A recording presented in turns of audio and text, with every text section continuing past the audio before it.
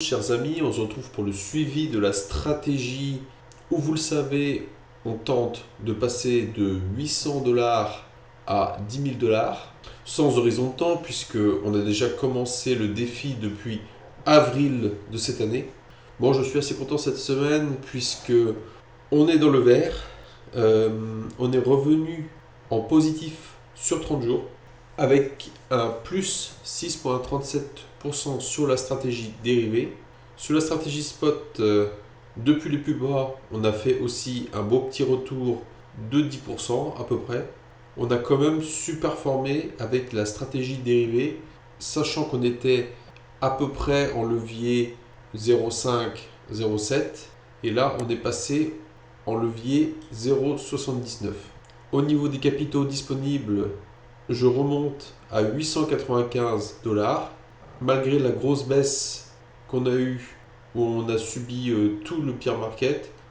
Ici, à peu près, j'ai fait des changements sur la stratégie pour qu'on ne subisse plus ce genre de mésaventures. Puisque vous voyez, quand on a commencé, on faisait des profits vraiment extraordinaires. Oui, mais profit extraordinaire égale aussi perte extraordinaire. Donc, pour ne pas prendre le risque de tout se retaper un bear market comme ça sur la stratégie, j'ai préféré coder quelque chose de plus safe, plus sûr, qui va nous permettre de quand même gagner quand ce sera les moments de baisse. Sinon, les copieurs sont toujours en déficit. Ici, je vous rappelle, ça c'est mon compte. Je mets tous les mois un petit peu d'argent pour vous montrer que le DCA fonctionne sur ma stratégie. Enfin, je rappelle que sur mon défi, j'ai emprunté 2 fois un peu plus de 100 USDT que j'ai placé chez Realty.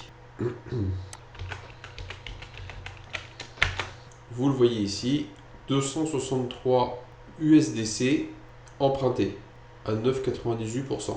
Voilà, c'est juste ça que j'ai réinvesti dans la stratégie. Le reste ici, ça c'est des emprunts perso que j'ai fait pour mettre justement sur la stratégie en tant que copieur. Et vous pouvez le voir, je gagne quand même, une fois emprunté, 4,25% annuel sur mes emprunts, ce qui hedge mon risque sur BingX en cas de faillite. Et vous le voyez, pour l'instant, ça se passe plutôt bien pour nous, malgré l'énorme baisse. Aussi, je tiens à le préciser, puisque j'ai eu un commentaire désobligeant l'autre jour, euh, malgré la baisse qu'on a eue sur la stratégie, on superforme quand même le marché. Puisque vous voyez, on est à moins 33 sur 180 jours, donc on est à moins 33 depuis le début de la stratégie. Entre-temps, on a fait quand même un plus 73% par rapport au marché. Donc là, on est à moins 33. Et sur le spot, on est à moins 41. Donc on superforme de 12% le spot. Vous voyez, le spot, il n'a pas remonté plus que ça. Le marché, on a acheté à peu près au top. Il a fait que baisser depuis qu'on a acheté. Voilà pour le petit récapitulatif. Sur ce, allons voir notre stratégie BTC. Donc, on peut le voir. Moi, j'avais prévu une A, B, C. Donc, je pensais que le marché il allait revenir sur ces niveaux-ci. On peut voir que la B était extrêmement bear puisque c'était une bear en flat. Donc A, B et le C aurait dû revenir par là. Avant, franchement, un effondrement. Mais on peut voir qu'ici, avant qu'on revienne chercher le plus bas, il y a eu un rachat. On a cassé la première trendline baissière et on est en train de titiller la deuxième. Le fait qu'on ait coupé ici la dernière vague me donne quand même un sentiment boule, mais tant qu'on ne s'installe pas au-dessus de la trendline rouge ici, pour moi, on est toujours baissier. Donc, je remets ma X ici. Si on s'installe au-dessus, je commence à changer mon fusil d'épaule, mais tant qu'on reste en dessous, pour moi, c'est baissier. Ça va vraiment être la frontière à surveiller entre le bull market ou le bear market. Si ce plan tombe à l'eau, on est plutôt dans le plan comme ici dans le total 3, où on a déjà fait la grande vague 1, suivi de la vague 2, on a déjà cassé sur les alts la trendline, et là on est parti pour la 3, 4 5. Total 3, c'est tous les alts sans le Bitcoin. Bon, on peut voir qu'on a quand même 235% de surperformance à aller chercher pour venir sur les plus hauts, sachant que la tendance de fond, elle est haussière. On va faire un petit tour sur les alts qu'on suit. Du coup, Chiliz.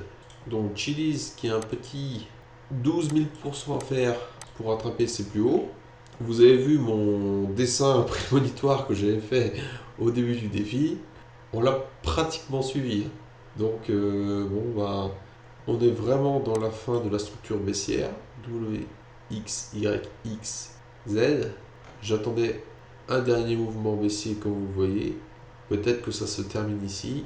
Mais tant qu'on ne vient pas au-dessus de ceci, il n'y a rien qui se passe. Malgré le fait qu'on ait cassé une pseudo trendline ici, mais cette trendline ne rime à rien puisque vous voyez le momentum. Momentum, c'est-à-dire la vitesse des cours par rapport à la pente de trendline. C'est pas possible que le cours continue à la baisse comme ça. Enfin, c'est possible, mais c'est très peu probable. Donc la trendline qui fait foi sur cet actif, c'est ici. Si on revient au-dessus de ce point, on sera bien pour continuer la hausse. Pour Matic, ils ont passé ça Matic, ils ont passé ça en Paul. Je comprends pas ce move qu'on a quand même un actif qui a un nom depuis très longtemps. Pourquoi aller changer tout le branding en changeant le nom? Bon, donc ça monte légèrement sur Binance. On a pris un petit plus 14%. À voir pour la suite, puisqu'on n'a plus du tout d'historique, ce qui n'est pas terrible en soi. Donc ADA avec son 1796% à récupérer.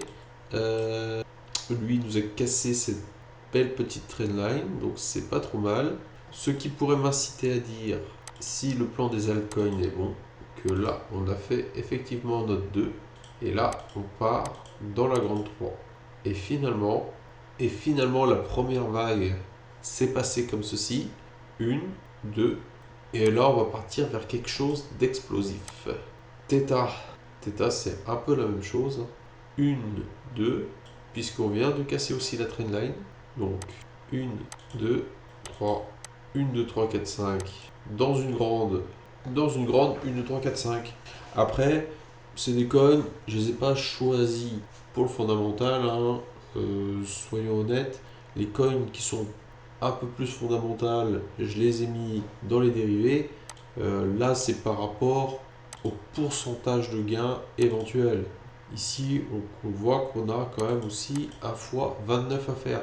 J'ai choisi que des coins comme ça je me dis, s'il y en a un dans le lot qui pète et qui arrive à mes objectifs, je suis très content.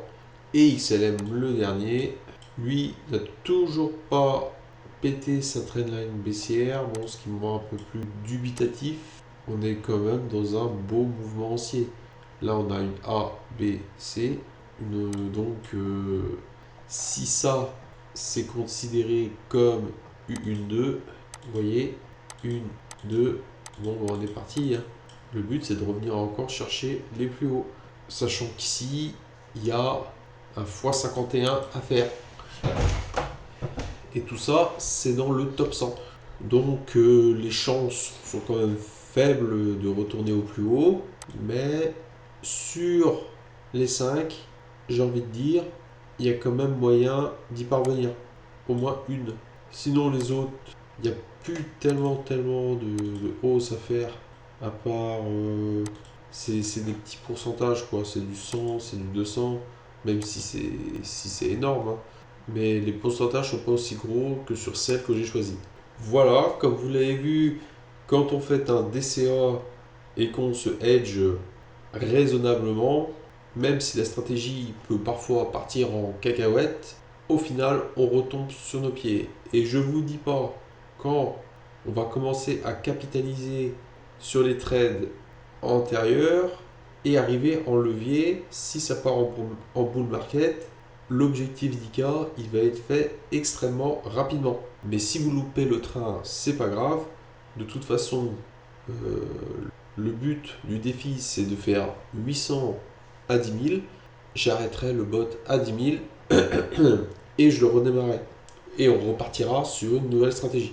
Juste, ma stratégie ETH contre coin inflationniste, elle est vachement bearish. Donc si je réussis à capitaliser du bas, parce que c'est celle-là ma stratégie que j'utilise pour hedger mon portefeuille en cas de baisse, si elle prend du 50-100%, je pense pas que je vais couper celle-là, parce que ça va être vraiment mon hedge contre une baisse des marchés. Donc si j'arrive à 10 000 dollars, et après bah, je ferai de 10 000 à 100 000 dollars, je garderai peut-être quand même juste cette position-là.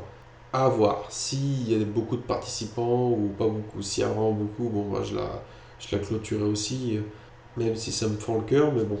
Le but c'est qu'on gagne tous ensemble. Voilà, si cette vidéo vous a été utile, merci de me laisser un like.